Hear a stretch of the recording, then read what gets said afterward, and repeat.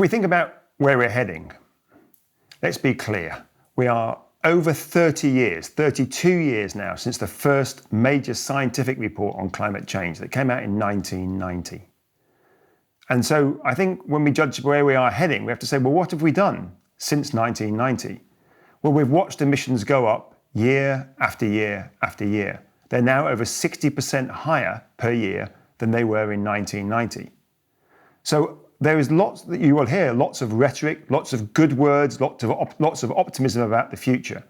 But given we've known about this subject and apparently been working on it for 30 years, the trend line tells us that we are heading towards 3 to 4 degrees centigrade of warming across this century, an absolute climate catastrophe, a catastrophe for all species, including our own. And so that's the direction of travel.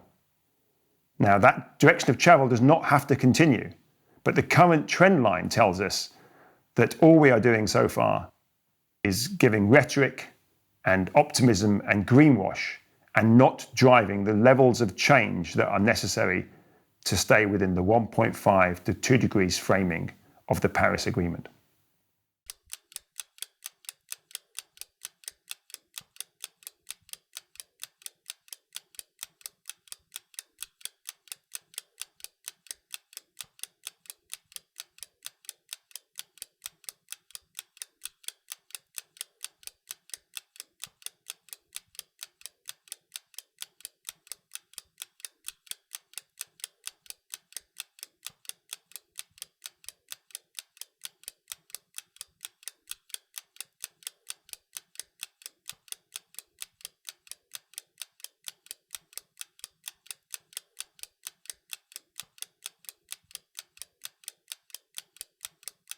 When we think about 3 or 4 degrees centigrade, let's be clear, we have no historical precedent in human history for these sorts of temperature changes. And they're occurring overnight. And they don't just occur across this century. Firstly, we know that things like sea level rise will keep going for hundreds of years after that, and that we are absolutely locking in really high levels of sea level rise, maybe 7, 8 or more meters. So we may only across this century see 1 or 2 meters, which will be devastating for many of our coastal cities. And of course, most of the population of the world live near the coast. So that would be devastating for our existing communities. But we're locking in this devastation for centuries to come. But we're also changing very significantly how we will produce our food, whether we produce enough food, where will that food be produced? And that's because we're changing the complete weather patterns of our society, of our Earth. We're changing rainfall patterns, we're changing insect pollination of our crops. So all of this plays out, one sort of disaster after another. So any single one of them, we might think, oh, we can resolve, we can deal with that. But when you bring all of these together, occurring almost overnight, you're talking about the collapse of our modern society. You're talking about the collapse of most of our sort of emblematic ecosystems. So this is not a future that we should in any way we should be heading towards, and we should be doing everything we can to avoid it. The sad state of affairs is, though, that we're doing nothing to avoid it. There is plenty of talk, but no action. And what we have to bear in mind is the climate only responds to action. The physics responds to how much carbon dioxide and other greenhouse gases we put in the atmosphere. So we can talk about efficiency, we can talk about green growth and all of this stuff. It's meaningless. What really matters is keeping the emissions out of the atmosphere. Your Royal Highnesses, Excellencies, ladies and gentlemen, the 6 years since the Paris Climate Agreement have been the 6 hottest years on record. Our addiction to fossil fuels is pushing humanity to the brink. We face a stark choice. Either we stop it or it stops us. And it's time to say, enough. Enough of brutalizing biodiversity. Enough of killing ourselves with carbon. Enough of treating nature like a toilet. Enough of burning and drilling and mining our way deeper. We are digging our own graves. Our planet is changing before our eyes, from the ocean depths to mountain tops, from melting glaciers to to relentless extreme weather events. Sea level rise is double the rate it was 30 years ago. Oceans are hotter than ever and getting warmer faster. Parts of the Amazon rainforest now emit more carbon than they absorb. Recent climate action announcements might give the impression that we are on track to turn things around. This is an illusion. What we've seen in the last few years is that countries have made these various promises about what they're going to do about climate change. And a really optimistic reading of that, often given by people like the UN and some other climate academics, they say, oh, we're heading towards 2.7 degrees of warming. Well, first, let's be clear, 2.7 degrees of warming at a global average level is itself a disaster. I mean, these temperatures are not spread evenly around the planet. So that is like moving to a different planet. It's not the one that we live on today. But in addition to that, holding to 2.7 relies on a huge amount of optimism by the analysts and by the UN. It's not embedded in the commitments the governments are making. You look at those commitments and you extend them out beyond the time frame that they're normally talking about, which is only, say, to 2030. And then we're much more likely to be heading towards 3 or 4 degrees centigrade of warming. This 2.7 is optimistic because it is relying on future generations, our children and our grandchildren, to develop technologies that will remove carbon dioxide from the atmosphere. Not small quantities of carbon dioxide, hundreds of billions of tons of carbon dioxide to be removed from the atmosphere and stored safely somewhere underground. That we're relying on these future generations to develop the technologies that we don't have today. We have a few pilot schemes and a few ideas in a few professors' minds. There is nothing out there of any scale that we're talking about. So we are having to imagine a future that's going to remove carbon dioxide from the atmosphere because we are running too scared of the political repercussions of actually driving the emissions out of the system today.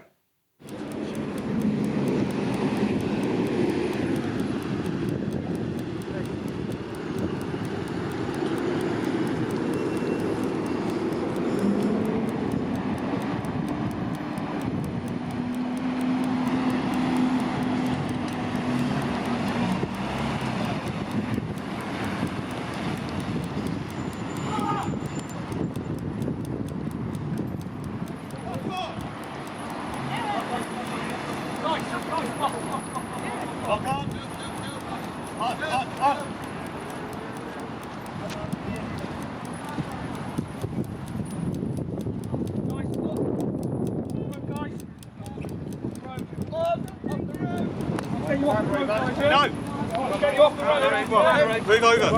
Come on. Change. We're here. You stop the traffic. We're not moving.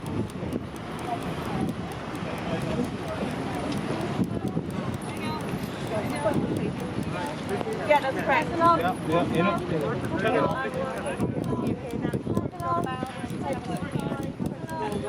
Get up. Can we get them removed, please? One of the things I think civil society has to be aware of is that there's been a deliberate misuse of the prospects of technology. And I'm saying this as an engineer who used to design and build offshore oil platforms. Engineering can do a huge amount of things, but it cannot perform miracles. And yet a lot of models that we have, what we have done in those is embed all sorts of sometimes real technologies, often pseudo-technologies, and then we hide behind them. They are a facade to avoid asking the difficult political and equity-based questions. And you need to really guard against that. When people are telling you, oh, we've got till 2050 to make these changes, and even then when they say 2050 and net zero is a real dangerous term in my view. And if you hear the language of net zero, I'd be very cautious about the optimism the person who's saying it actually has. Unpick it, reveal what's behind it, and you'll realize what they mean is not zero emissions, not net zero, not zero emissions. So I always call it net zero is Latin for kick the can down the road. And so you need to look at what our technology is hiding. And what they are often hiding is this deep inequality in emissions. Who are the people presiding over most of the emissions? And the way that they are avoiding asking those questions is to say we can do it with this technology or that technology in 2030, in 2040, in 2050, and of course well beyond that, because a lot of these net zero models are assuming technologies in 2070 and 2090 and 2100. And these are technologies that say that don't really exist today. And so we're particularly many of us who work in the climate change realm, I think, are hiding behind this because we've done very well at the system, thank you. We have nice places to live. We have the benefit of travel, easy travel. We can afford the fuel. We're not in a cost of living crisis like many people are facing around the world today. So for us, life is good. Life is quite rosy. And we don't like to see ourselves as part of the problem. And one of the ways around that is to delude ourselves, and in doing that other people as well, that actually technology is the savior. Technology is part of the picture. It's a prerequisite, but it needs to go hand in hand with fundamental, profound social change by those of us who are responsible for the lion's share of the emissions. Well, I am optimistic, and I'm a supporter of price on carbon. That is the simplest, easiest way to put a price on the market. So I am supporting it. And it's the most valuable thing that I have to take off those relationships and those off-the-record conversations. Well, I think this is going to be kind of this best business opportunity that's happened in our lifetime. It is coming. We are going to have. And I have to be honest and say that, my judgment, my best guess, as someone who's worked on this for years, is that we are going to fail. We're going to go to 3 or 4 degrees centigrade of warming, and we'll have to live through or die from all of the repercussions that will have. That is a terrible prospect. And one that I think we have to try everything we can to avoid. But the message of hope, if there's any thread of hope in this, is that it is a choice to fail. We have so far repeatedly, I'm going to say we, what I mean is effectively our leaders politically, academically, in the journalistic community, across the board, those people that have framed this debate have chosen actively to fail for 3 decades. And when they have breakfast with their own children, I hope they are thinking about what we have deliberately imposed upon their future. But as I say, it's a choice. And the great thing about a choice is we can choose a different way out of this. Now, whether we can still hold to 1.5, it looks incredibly unlikely to me. But incredibly unlikely doesn't mean to say that it's impossible. It is only impossible if we don't try. And so the real trick here is to try really hard. And what examples do we have of rapid change? We don't have any examples of this. History is littered with rapid change. From time to time, these things occur. Particularly when we see there's a collective agreement that we're in a certain situation. So with COVID, now obviously a deep tragedy. But what we saw was a global response. Now, lots of the responses were not particularly in the right direction, and in an emergency, that's often going to be the case. Nevertheless, we did see a global response to COVID. We saw a global response to the banking crisis back in 2007, 2008. In my view, not in a healthy, helpful, sustainable way, but nevertheless, we saw a global response.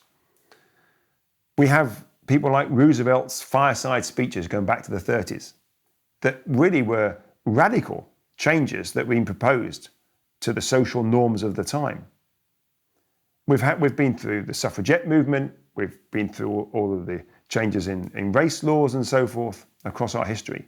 We need to take those examples and accelerate them and say, yes, we can drive change very rapidly. It is a choice to fail, and it is a choice to succeed. And if we sit back and wait for the great and good to deliver this change, then we will fail. It does come down to all of us to play our role as best that we can in doing this. And thankfully, we are seeing early signs of this with some of the civil society movements who are really working very hard to try and change the agenda. And the change of the dialogue and the mood music over the last 2 or 3 years, maybe the last 5 years now, has come from that group. As I say, it hasn't come from the professors or the academics. It's come from civil society. And to me, that's really where the nugget of hope arises.